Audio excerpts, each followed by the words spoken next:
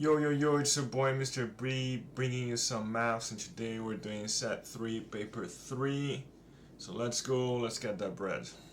Question 1, an inequalities question, a pretty simple one. So part A, write down all the possible values of n. So n is an integer, if you forgot, are whole numbers. So let us take a look. So what is this inequality telling us? The inequality is telling us that we need numbers that are greater than minus 2, it's less or equal to 3. So which numbers are whole, greater than minus 2, less or equal to 3? The only numbers are minus 1, 0, 1, 2, and 3. Now, part B is telling me that x is a number, another number is greater than x, both numbers are whole numbers. The total of the two numbers is less than 60. Find the greatest possible value of x. So now we have inequalities with forming and solving a little bit. So first of all, 9 greater than x as an equation is x plus 9. Total is less than 60. So total is always a sum. So we're going to get x, which is our original number, plus x plus 9 less than 60. From here we just solve, collect like terms, we're going to get 2x plus 9 less than 60. Take away 9 from both sides, you get 2x is less than 51. Divide both sides by 2, you get x less than 25.5. If you stop here, you do not get full marks because x is a whole number. So the conclusion is the greatest possible value that x can have is 25. Question 2, the dumbest topic of all, construction. So we need to do a perpendicular bisector. So compass on A, you draw a semicircle that has to be bigger than halfway through the line. Compass on B, you draw the same semicircle, make sure that the compass didn't move between them. Once you have those 2 points, connect the dots and you got yourself a perpendicular bisector. Question 3, simultaneous equations with a little bit of forming and solving. Kind of early for a simultaneous equation, but let's go. So forming those into simultaneous, you get 4c plus 3t is 695, 5c plus 2t is 720. We don't have matching coefficients here, so we need to match them. I always like to match the ones with the smallest numbers, so I'm going to match the t's. In order to do that, I'm going to multiply the first equation by 2, and which gives me 8c plus 6t is 1390. And I'm going to multiply the second equation by 3, which gives me 15c plus 6t is 2160. I match the t's, and now I have 2 variables with the same coefficient, so I'm going to subtract. 8c minus 15c is minus 7c. 6t's are going to disappear. 1390 minus 2160 is minus 770. Don't be scared of negatives, it's a calculator paper, just use your calculator. To solve this, I'm going to divide both sides by minus 7, which will give me c is 110. So I found the value for coffee, I need to find the value for tea. I'm going to take one of the equations, always choose the smallest one. Then I'm going to substitute what I just found, the 110. So I'm going to open brackets for c, and inside of the brackets I'm going to put 1.1. From here I'm going to expand the bracket, so 5 times 1.1 is 550, plus 2t equals 720. Take away 550 from both sides, you get that 2t is equal to 170. Divide both sides by 2, you get that t is 0.85. So coffee is 1.10, t is 85p. Question 4, fraction and percentages of amounts. We need to first find how much of each counts. So for yellow is 3/5 of 600. Of in maths means times, so we do 3 over 5 times 600 on your calculator, which gives you 360. For red is 25% of 600, so you can do 600 times 0.25, or you can do 600 divided by 4, I don't care what you do. You do that in your calculator and it gets 150. For green, I have 600 in total, minus the red, minus the yellow, or minus yellow minus red, which gives me 90. Then let's analyze the results a little bit. I have 150 red and I have 90 green, and I want the ratio of green to red to be 1 to 2. So what do I need in order to make that happen? I need red to be twice as much as green, so I need, in order to make 2 to 1, 30 red counters. Question 5, standard form question. Calculator standard form is always kind of easy, because first thing you do, you just put all of that in your calculator exactly like it is. You put that in your calculator and it gives you 25 with 5 zeros. Now the part that the calculator cannot do is we need to find it in standard form. I'm going to rewrite the number spreading out a little bit to make it easier. So first of all, that number needs to become first a number between 1 and 10. That number is going to be 2.5 times 10 because it's standard form, and now we need to find the index. We move the decimal place 1, 2, 3, 4, 5, 6 times, so it will be 2.5 times 10 to the 6 because the number was bigger than 1 originally. Question 6, basic trig question, let's go. So first we need to label. We have adjacent, hypotenuse, and opposite. Then we need to choose which one to use. We need O, we have H. The one that has O and H is SAW. We're finding O, so we're going to do O equals S times H. Substitute, so X is equal to sine 43 times 7.8. Final step, you solve, put that in your calculator exactly as is, and you get X equals 5.32. Question 7, a set notation question. Those don't show up too often, but let's go. So first of all, it needs A and B. So A and B is the elements that show up in both A and B at the same time. So in order for an element to be included, it needs to show up on both of them. So if you take a look at the letters in A and the letters in B, which ones show up on both? It's only P, A, and R. So A and B is P, A, and R. Part 2, elements of B, U, C. B, U, C is U is union, so it's the elements that in either of them. So anything that shows up in either of them, you can include in the new set. It doesn't have to show up on both, it just has to show up in one of them. So we list all the elements of B, and then we check which ones don't show up on C as well. Don't put things twice, that's the only way you're going to make a mistake. So for that you're going to have P, A, R, I, S, B, U, D, E, T, and done. Question 7, part B. So now we have 3 new sets, D, E, and F, and it's asking us to put one of the letters D, E, and F in the box in order to make the statement correct. A and something is equal to that symbol over there. That symbol means an empty set. So in order for A and something to be an empty set, that means that A, which is the letters for Prague, cannot share any letters with the other set. So which other set does not share any letters with A? That one is going to be E. A and E do not share any letters, so A and E is empty. So the letter that goes inside the box is E. Question 8 looks really complicated, but it's actually quite a basic substitution question. So first, we're going to write down the formula that they gave us, V equals square root of 21D. So A, it's asking me to work out the speed of the car when the tire mark is 90 feet long. So you substitute. So V is going to be square root of 21, and instead of D, I'm going to open brackets, and inside of the bracket, I'm going to put 90. Lucky for us, this is a calculator paper, so you just put that in your calculator exactly as is, and you get to the nearest whole number, 44 miles an hour. Part B, now it's giving us the speed, and it's asking us for the length of the mark on the road. So I'm going to get the formula again, and I'm going to substitute, but this time I'm going to open brackets on V. And inside of the brackets I put what the question gave me, the car speed is 50. Now I can't just put on my calculator, I need to do a little bit of work in order to solve for D. So first we need to get rid of the square root, so we're going to square both sides. That will give me 2,500 equals 21D. Then I need to get rid of the 21, so I'm going to divide both sides by 21. You put that in your calculator and you get the D is 119.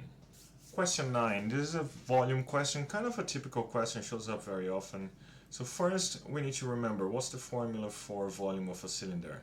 We do area of the base times height. It's the same for, it's very similar to the area of the volume of prisms. So in our case the base is a circle, so we're going to substitute the values we were given and evaluate. So area of a circle is pi times radius squared, so pi times 6.5 squared times the height, which is 11.5. Put that in your calculator and do not round it at this point, leave it in terms of pi, and you get 3,887 over 8 pi. Don't be scared, it's a calculator paper, you can just leave it as is.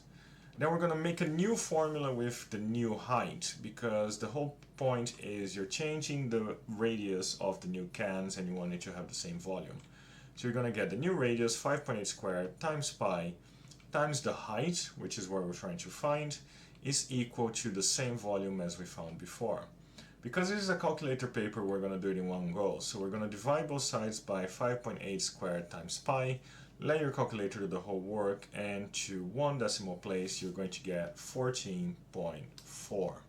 Question 10, a probability question with some E expected value in it. So first, as always, we're going to do Mr. Borders method. So list the scenarios that work for us. So in which scenarios do people win? They win with red, red, white, white, or black, black. Find the probability of each one of them. So red, red, the first red probability is 3 over 5 times the second 1 over 5. So probability of red, red is 3 over 25. White, white, 1 over 5 times 2 over 5 is 2 over 25. And black, black, 1 over 5 times 2 over 5 is 2 over 25. We found the probability of each one, so on the Mr. Borders method we add them together. So you're going to get probability of winning is red, red, white, white, black, black, which will give you 7 over 25. Now, from here we need to think a little bit. So the probability of winning, we need to find out how much we are expected to make. The probability of winning is 7 over 25. Every time you win, you get £1. So we need to see how much the person is going to win, expected to win for each game. So we do 7 over 25 times £1 in pence, which is 100, which gives us 28p. So what this means is for each game, the person is expected to win 28p. I know that's not how it works, but if you were to play an infinite amount of games, you would expect that on average people won 28p. So in conclusion, will the person make money? Yes, because we're charging 40p and the expected value is 28p, so he will raise money, on average 12p per game. Question 11, a percentage change question. So first of all, we're not given an original amount, so when that is the case, we're going to set our own original. 100 is always a safe bet, 1000 is okay, 10 is okay, 1 is okay, everything is going to work. Then we need to find a multiplier for a 20% decrease. So start with 100%, decrease by 20, change it to a decimal. Now we're going to see what is going to happen for each year. So in year 1, for a 20% decrease, we do 100 times the multiplier, 100 times 0.8, which is 80. For year 2, we're going to reduce the amount that already reduced in year 1, so 80 times 0.8, which is 64. So now we need a conclusion for our question, because it's explained why. 40% reduction would make it 60 pounds, not 64 pounds, so he is wrong. Question 12, a trick question. Even though it doesn't look like it, it definitely is. So first we need to find the angle at the center in order for us to find the area. That angle over there. So we have a regular pentagon, so 360 degrees angles around the point, divided by 5 equal angles. That means that each one of them is 72 degrees. Then we need to find the area of each triangle, and in order to do that we're going to use half AB sine C, not base times height divided by 2. But Mr. Borders, you only have one side. No, we have two sides because the question says that there are isosceles triangles. So let's substitute. You get half times 6 times 6 times sine 72. Remember, half AB sine C has to be two sides and the angle between them. Then we're going to evaluate, just put that in your calculator exactly like it is, and you get 17.119 whatever. Don't round it yet, only round at the very last moment. Then to find the area of the pentagon, there are 5 different triangles. It's going to be whatever you got before times 5, which to one decimal place will give you 85.6. Question 13, equation of a line question. So since the M is the midpoint, the line is going to go through M. So first we need to find the midpoint. So midpoint are the values of x divided by 2, the values of y divided by 2. So the value of x here are 6 and minus 2. The y values are 1 and 5. Combine them, divide by 2, and you get that the midpoint is 2, 3. Then we need to find the gradient of our new line. We know that the line, our line M, is perpendicular to y equals minus half x plus 4. Perpendicular lines have gradients that are negative reciprocal. So if the gradient of y is minus a half, that means that our gradient is flip the fraction, change the sign 2. So now we need to find c, because we know that our line is already y equals 2x plus c. In order to do that, we're going to substitute the value of y and x that are in the midpoint, because our line goes through the midpoint. So we're going to substitute x equals 2 and y equals 3 into our line. So I'm going to open brackets on y and x. On y I'm going to put 3, on x I'm going to put 2. Expand the bracket here and you're going to get that 3 is equal to 4 plus c. Then I'm going to take away 4 from both sides and I get that c is minus 1. We have the gradient, we have c, now we just need to write it in a proper line form. And we get y equals 2x minus 1. Question 14, a proportion question. So first thing we're going to do is we're going to build our table. So we have days and cows, 25 days, 280 cows. It's inversely proportional, so we're going to parallel multiply. So you get a d times c is equal to 25 times 280. Simplify that, it gives you dc equals 7,000. We need to find a formula for d instead in terms of c, so we're going to divide both sides by c, which gives us d equals 7,000 over c. Part b, how many days would the farm be able to feed all his cows if he has 350 cows? So we could have done another table, but we're going to use the formula because we just made it. We're going to substitute, so open brackets on the c. Inside the c I'm going to put 350. Then we evaluate, put that on your calculator, and you get the d is 20. Question 15. This is a gradient of a curve question. We can basically ignore most of it. So we want to find the rate of cooling at 20 minutes. I already marked 20 in our graph with a little blue dot. So first thing we're going to do here is we're going to draw a tangent. Remember, with your ruler, try to go from the outside or from the inside as close as you can to a tangent. And I'm going to draw mine here with the power of technology. Then I drew my tangent. In order to find the gradient, I'm going to use the little triangle method. I'm going to choose to go 10 on the x-axis because that makes it easier. So I'm going to choose those 2 points over there. The changing x was 10. I did that on purpose. And then I go to my thing and I go do the changing y. On mine one, I got minus 9 exactly. It's minus 9, remember, because this line is going down. So the gradient is going to be the changing y over the changing x, so minus 9 over 10, which is minus 0.9. So just to get a proper answer, the rate of cooling is 9 degrees per minute. We don't need to say minus 0.9 because it's already saying it's cooling, not heating up. Question 16, averages and comparing data question. So we have fertilizer and no fertilizer. So first we need to find median and quartiles for fertilizer. So position of the median is given me by number of data points plus 1 divided by 2. So in our case there are 15 data points, so 16 over 2, which is the 8th. So my median, I go on the fertilizer table, I check the 8th value, which is 1.8, so my median is 1.8. The position of the lower quartile is n plus 1 divided by 4, so 16 over 4, which is the 4th. So I go on my table, I check for the 4th value, which will be the lower quartile. So the 4th value here is 1.6. The position of the upper quartile is 3 times the position of the lower quartile. Since the lower quartile is the 4th, the upper quartile will be the 12th. I go on my table, I check where is the 12th value, and that will be 2, which is my upper quartile. I have the median and the quartile, so now I can compare. So looking at the data, on average, the cabbages of fertilizer will be heavier. The median is 1.4 against 1.4. Sorry, 1.8 against 1.4. But the spread of the data is the same on both because both have the same interquartile range. Question 17, a bounds question. So first we're going to check which place value it was rounded to. So in our case, it was rounded to the nearest meter, so 1 meter.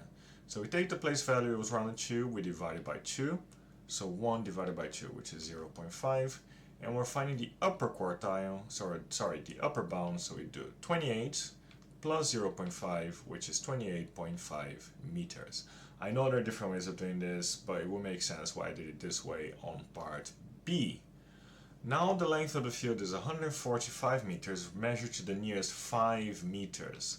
So again, take the place value, it was rounded to, so in our case 5 meters. So we're going to divide it by 2. 5 divided by 2 is 2.5.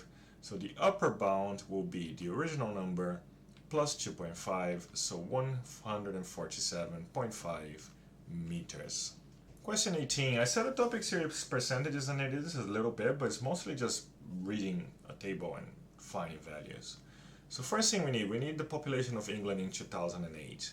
So that is going to be 84% of 61 million, because it's 84% of the UK.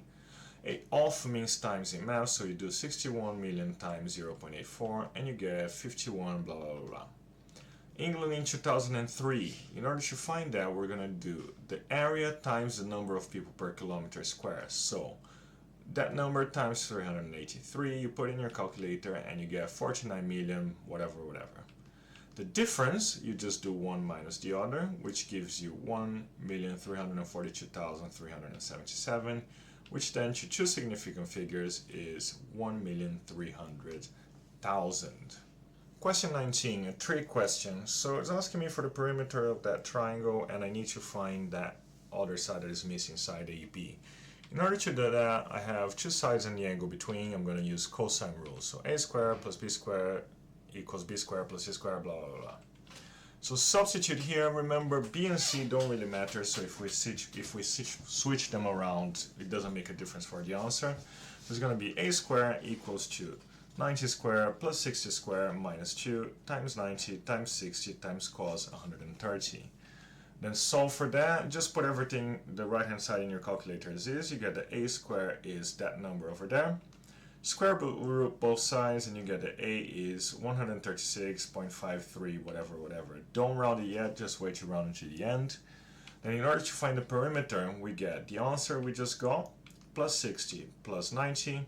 You put in your calculator and to one decimal place you get 286.5. Question 20, a histograms question. And not the most complicated one, but we do need to do quite a bit of legwork. So first things first, we don't have the frequency density scale, so we need to find it.